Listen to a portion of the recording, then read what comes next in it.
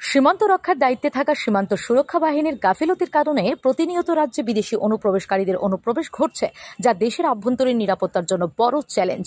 আবারও Agartala railway station থেকে 7 বাংলাদেশি অনুপ্রবেশকারীকে আটক করা হয়েছে।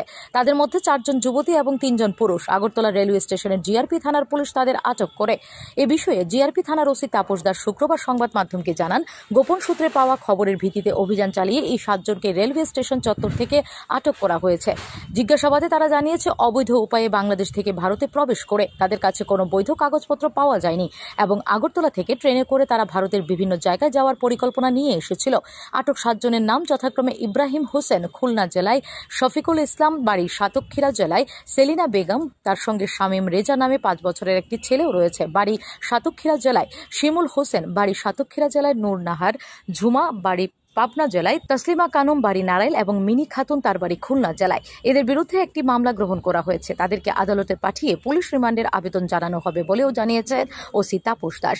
তিনি আরও জানান, গত 2 মাসে শুধুমাত্র আগরতলা রেলওয়ে স্টেশন থেকে আনুমানিক 105 জন অবৈধ অনুপ্রবেশকারী বাংলাদেশি নাগরিককে আটক করা হয়েছে। হ্যাঁ, গতকালকে আমাদের আগরতলা রেল স্টেশন থেকে 7 জন বিডি ন্যাশনালকে গ্রেপ্তার করা হয়েছে। অ্যাকচুয়ালি তারা অবৈধভাবে আমাদের ভারতে প্রবেশ করে বর্ডার ক্রস করে। তো আমরা গতকালকেই তাদের এগেনস্টে একটা আমাদের আগরতলা জিআরপি থানাতে মামলা নেই এবং আজকে মহামান্য আদালতে তাদের প্রেরণ করা হচ্ছে। তো এর মধ্যে 7 জন বিডি ন্যাশনালের মধ্যে 4 জন মহিলা ছিল আর 3 জন পুরুষ লোক। গত 2 মাসে কতজন বাংলাদেশি আটক হয়েছে? গত 2 মাসে হবে আনুমানিক প্রায় 105 জনের মতো। আজকে তারা কোথায় যাওয়ার জন্য?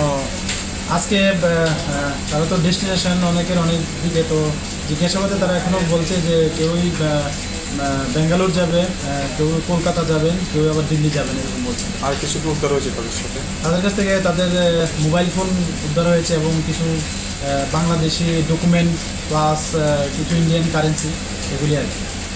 আজকে কি ধারায় মামলা নেওয়া হয়েছে এবং কোথায় পাঠানো হয়েছে? আজকে তো আমাদের আগরতলা মহামান্য আদালতে প্রেরণ করা হয়েছে। আর আমাদের যে নতুন ডিএনএস অ্যাক্ট আছে 2023, তো ওই ধারা এবং ফরেনার অ্যাক্ট আছে এবং আইপিপি অ্যাক্টও আছে। Bureau report, S Bharat live 24 hours.